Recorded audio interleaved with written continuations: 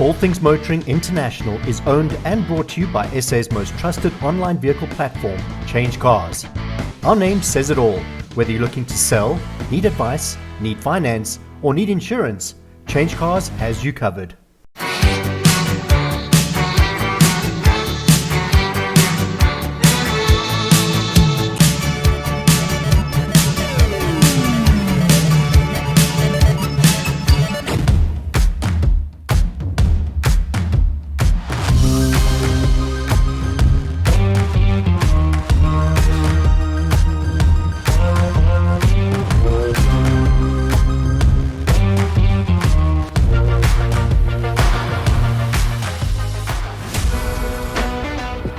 Coming up this week on All Things Motoring International, Michael experiences the Italian vibrance of the Alfa Club at the Modderfontein Sculpture Park, where all the Italian flair was on display.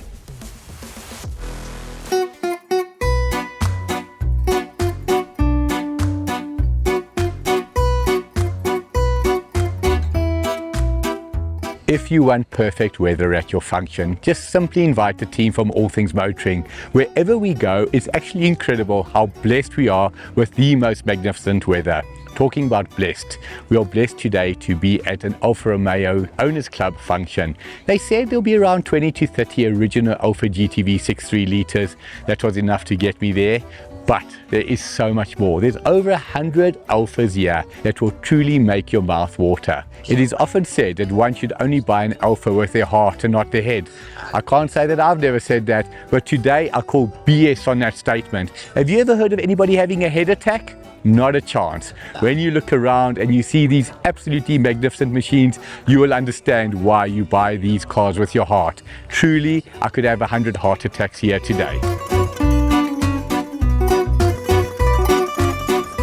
So a day like today doesn't just happen by accident. We get invited. I'm chatting to Ian Milner, the Vice Chairman of the Alfa Club of South Africa. Ian, what a day, and that would be an understatement. Yeah, much of an understatement. Thank you for the invite. Tell us about the day. Yeah, well, as I said to you, it was nice to under-promise and over-deliver. For sure. Because, I mean, like I said, we've got an amazing turnout of just the, the classics and the moderns and everything like that, and of course the beautiful GTV 6.3 litres are top there, which was the star of the show. Yeah. A day like today, what is it about? Yeah, we were surprised as well. I mean, the day today is exactly that. It's actually that. It's actually to get out the classics out here, to honour the heritage of the car. And that stuff, and that's why we all drive Alfas. All of us guys had an uncle or a dad or somebody that drove an Alfa, and we got in the Alfa and we fell in love with it. And that's what they say, you fall in love with the Alfa. But then it's also to honour the new guys. We've got the Giulietta club down here, huge club. And the Giuliettas are massive. All those Quadra Corsas, those BMW Beaters, fantastic cars. So we're honouring the old and we're getting the new guys in, and that's what we want to do. And I mean, you see all the kids here and everything like that. So hopefully they get bitten as well. These cars are in your heart, absolutely. They get in there and they stay in there forever. Some guys might leave the fold for a couple of years, 10 years, something, but they always come back. When you get the money, you can go buy yourself a classic, fix it, and drive it again. Maybe if you get the money, you can buy yourself a brand new Giulia, but that's Big Dom. But it's always in your heart. So tell me, today I'm looking for a bargain. I've got 3 million rand to spend. What is the bargain of the day? 3 million rand, there's a Montreal up there, which is reared in hen's teeth, V8, and a couple of Alfas. For sure. Now, an Alfa Montreal, Ian, let me tell you this, a little bit of a fascination. I love the term Montreal because I love the city of Montreal in Canada, but I've always liked small engines with big cylinder capacity. The Alfa Montreal is a 2.6 litre V8. You can imagine how tiny those pistons are. But you've lost me when you said it's going to be more than 3 million. That was the budget. Probably. I mean, I wouldn't know. And the thing is, and we were just talking earlier to one of the other guys, who'd want to sell it anyway? 100%. If you've got one of those cars, they really are not something that was mass produced. I don't know how many there were made in the world. Hold on to it. Even if the guy comes with 5 bar. God. Sorry, take it for a drive maybe, make him, The biggest regret that anybody will have is they sell an old car, whether it be a Mercedes, a BMW, a Citroen, a Fiat, an Alfa in particular, of course, we're here today, is you will never be able to replace it. Whatever money you get for it, and I think it's fair to say, Ian, if a car's worth 2 million rand today, it's almost like gold. It's a guarantee that it's going to go up. Absolutely. 2 million rand today is 2.2, 2.4, 2.5. And what I've seen, for example, with the Alfa GTV 6.3 litre, they sold an auction at $1 million. All of a sudden, every single GTV is automatically worth $1 million. Yeah, worth a few if you could sell a couple of Alfa GTVs on auction at 300,000 Rand, I would appreciate it, because then they'd be worth that and I can afford to buy 3. Ian, chatting to you today has Lovely, been man. amazing. Thanks for coming through. Great to see you. We wish you and the club the very best. Thanks, and man. it is a club that is incredibly well supported. We often go to mark days. None of them are supported like Alfa. What do you put that down to? I think it's just, no, definitely not. I mean, a committee's a committee. All we do is we just, juggle stuff and move people around and arrange stuff. Look, we work bloody hard. Of course. There's no doubt about that. But I think the brand sells itself. I mean, these cars are beautiful. Every single one of these cars are beautiful. Ian, you give me a lot of time, you give me a lot of insight, and you've made my mouth literally water. May you and the club go from strength to strength. If any club, if any mark deserves it, in my opinion, it's the Alfa Romeo Club of South Africa. Well done to you and the team. Be blessed. Thanks, Mark. Same to you, man.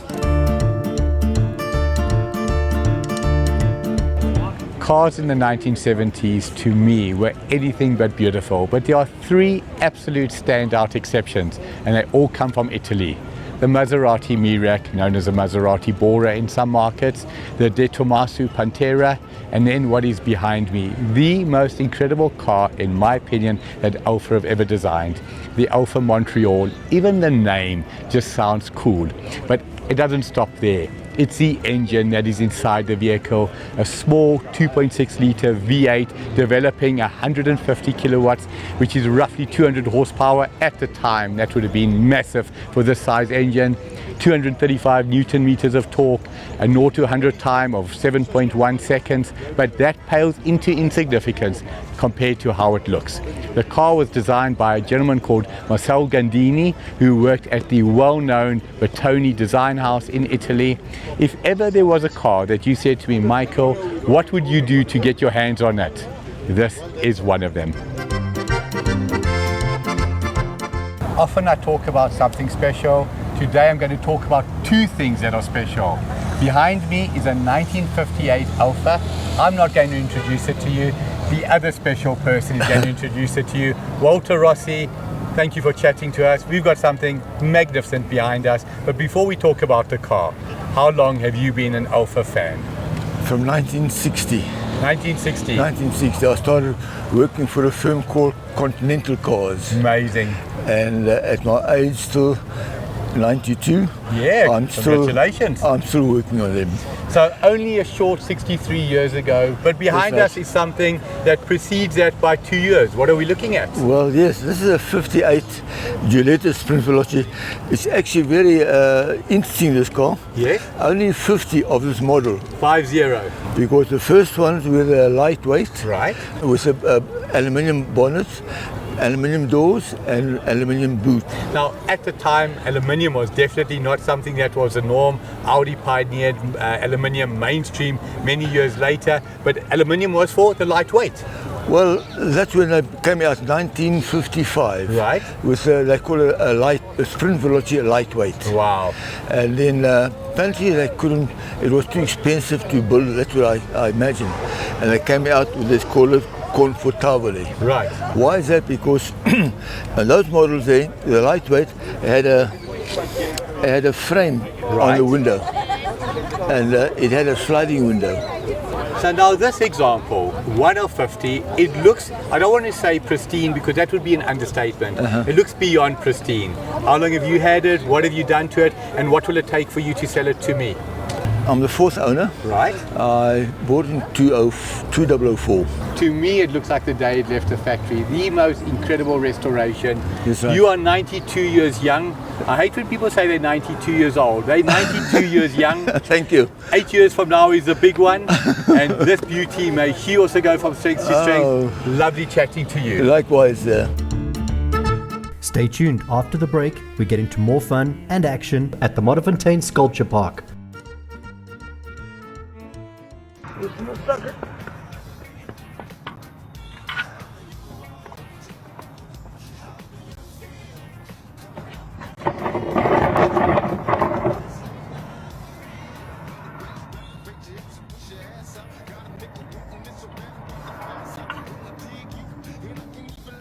Uh-oh. That's not good. Are you looking to sell? Visit Change Cars and click on the Selling tab.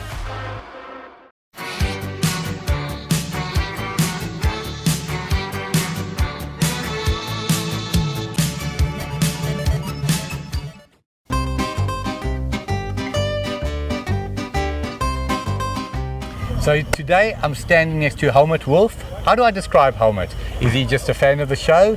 Is he a client? No, he's both.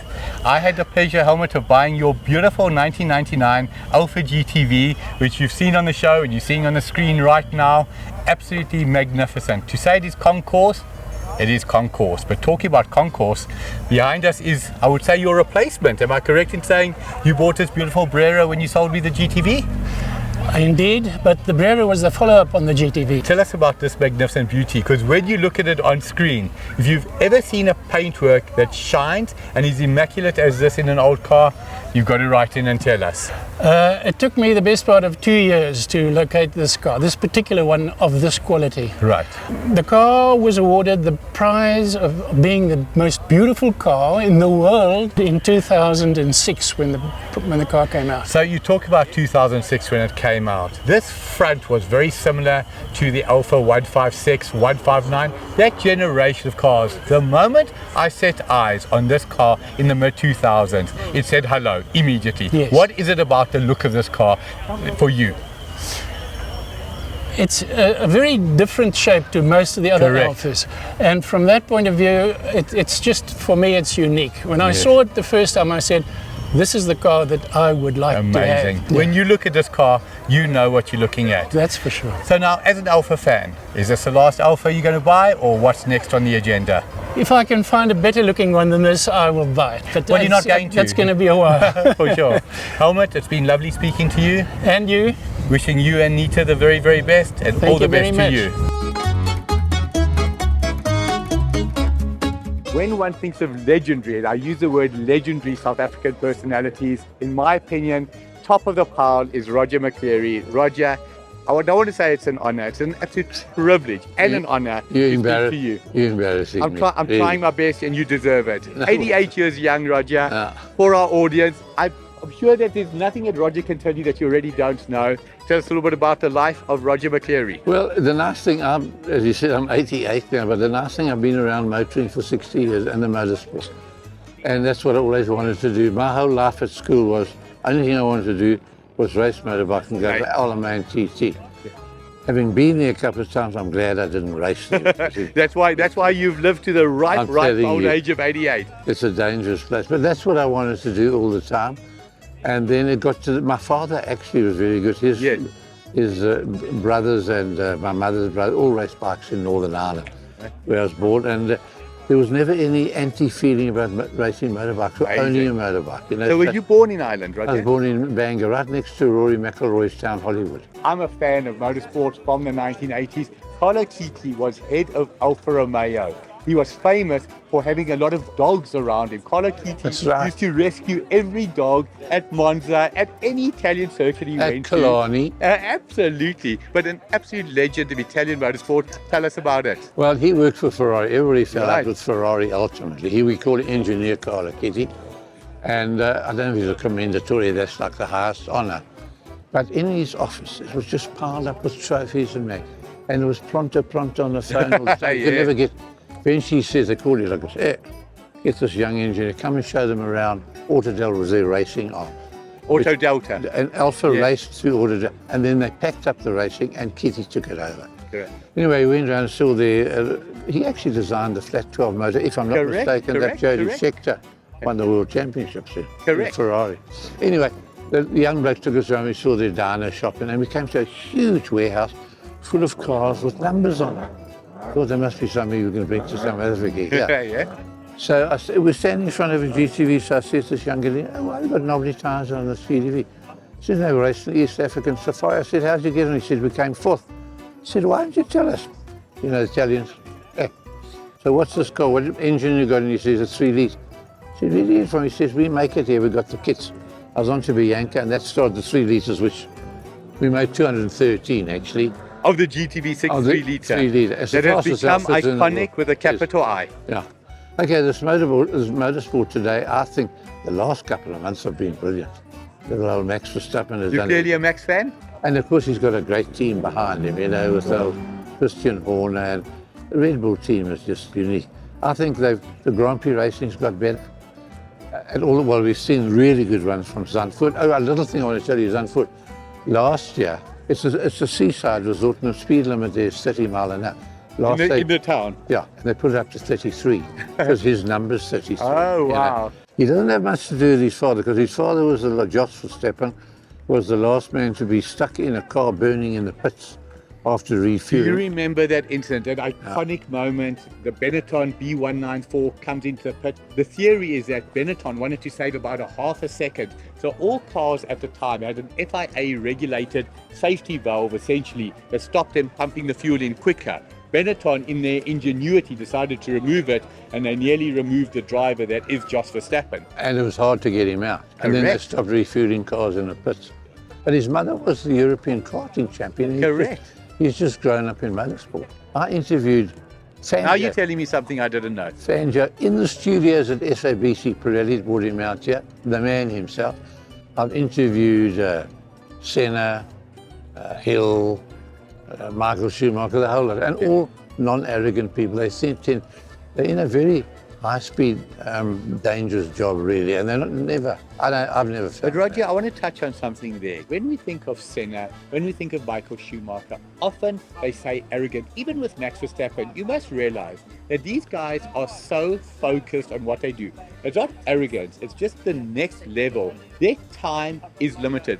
Juan Manuel Fangio, the legend that is a 5-time world champion, he started in motor racing probably about 8 years after most Formula One drivers today would consider Get out. retiring. Right. What was it like to meet the great Argentinian? He couldn't talk English.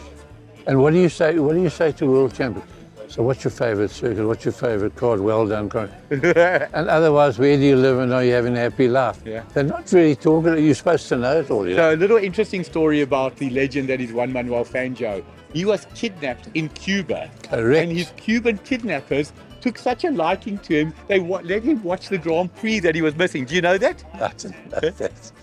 No, he came out with a bloke who started Penthouse magazine advertising with, was his translator, Richard or something. And so you'd ask Fangio something, and then Richard would answer for you because he could understand Obviously Spanish, yeah? Yeah. No, look, I've met them over the years, and they've all been terrific. I mean, they really have. We've had them all at Carlon. A little story about Toby Fenter. In '67, we had our first World Championship Formula One, and John Love was leading up to about 14 laps from there. And he came This to is the first race at Kalami now. first genuine Formula One World Championship, Right. '67. And John Love, with a couple of laps to go, came up and said, I need to feel him out of gas. Yes. And Doug Surrey had just got a can of gas and punched it, pouring a big funnel into these panniers.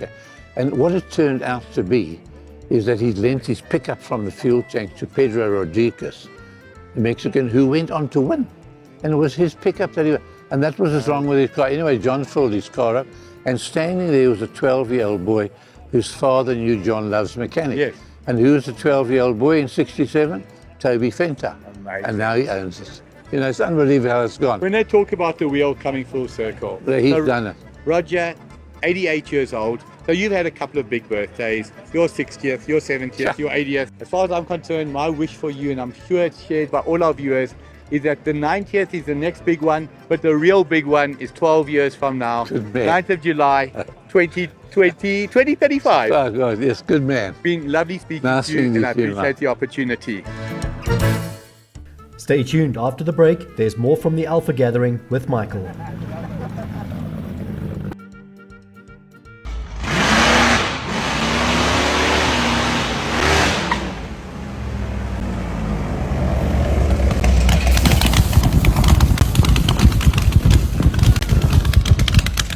Looking for finance and insurance? Visit Change Cars and click on the Financial Products tab.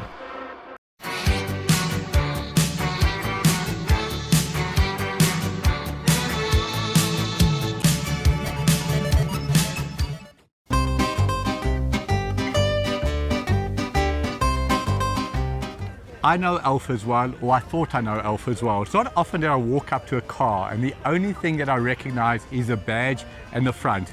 Next to me, I'm looking at something and I can truthfully say to you, in my whole life, I've never seen in the flesh.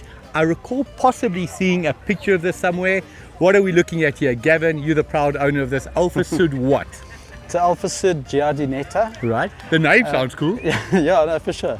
So it's just essentially a station wagon. Right. But I would call it a sport wagon. Of course. With a two-door and that sort of thing. But now the Alfasud came out in 1979. For those of you who aren't aware, Sud stands for South. It was a specific production that the Alfa factory decided to empower the workers in the South.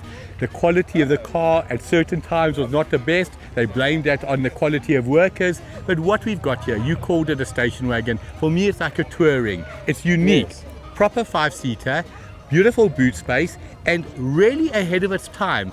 Engine, 1500 standard Alfasud engine? 1500 standard, and I think only the South African models came out in the 1500.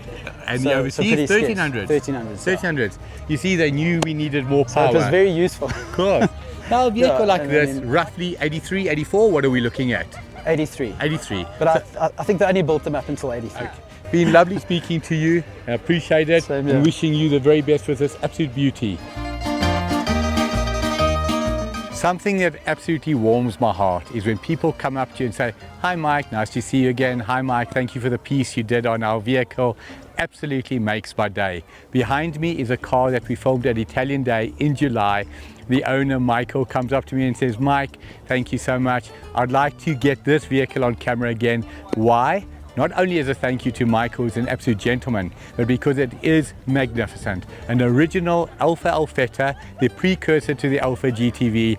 I see this car again today, I look at it, and if I say to you, my mouth waters.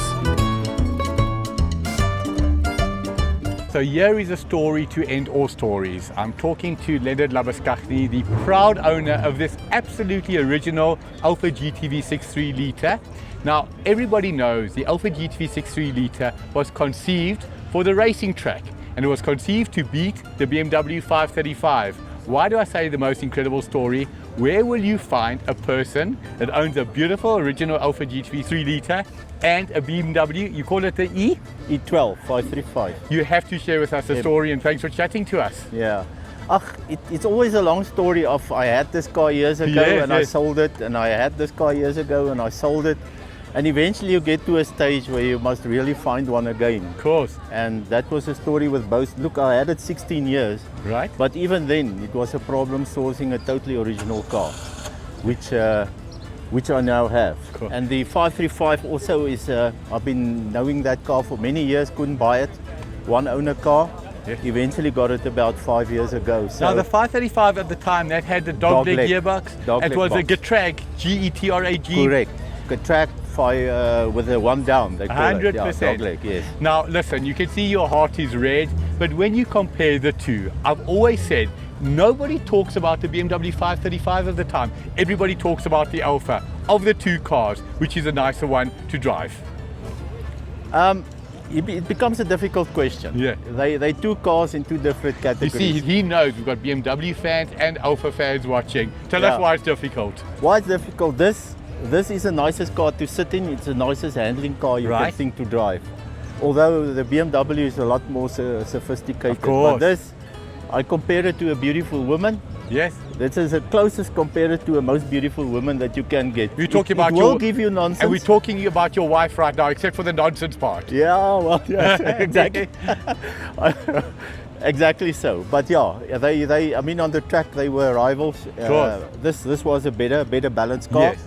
With a gearbox at the back, and the 535 is a superb car, German engineering, but it will never match the looks and the feel of this thing. Well, that's exactly what I was going to say. The Alfa, you can see, is Italian, stylistic, futuristic, absolutely drop dead gorgeous.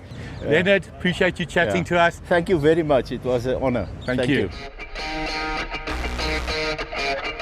We've come to the end of another magnificent day, and the emphasis truly is on magnificent. Magnificent weather, magnificent venue, magnificent cars, and magnificent people. If I say to you, I enjoy shooting every show, and I've said this many times before, but a day like today, interviewing the people that we've interviewed, seeing the cars that we've seen, absolutely magnificent.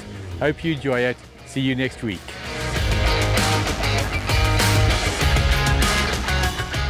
That's it for now. Coming up next week, we travel back in time with creative rides for what must be the largest classic car auction in the Southern Hemisphere. We got to walk the floor and chat to some of the people that make this possible leading up to the big day. Book it now. This is one show you do not want to miss.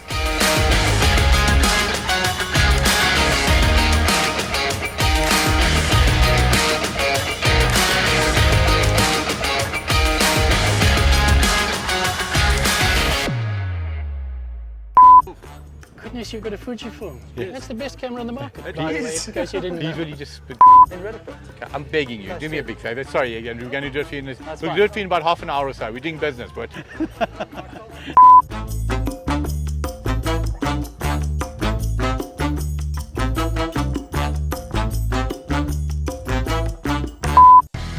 All Things Motoring International was brought to you by SA's most trusted online vehicle platform, CHANGECARS. Our name says it all. There is no safer online vehicle platform. That's not an opinion, that's a fact.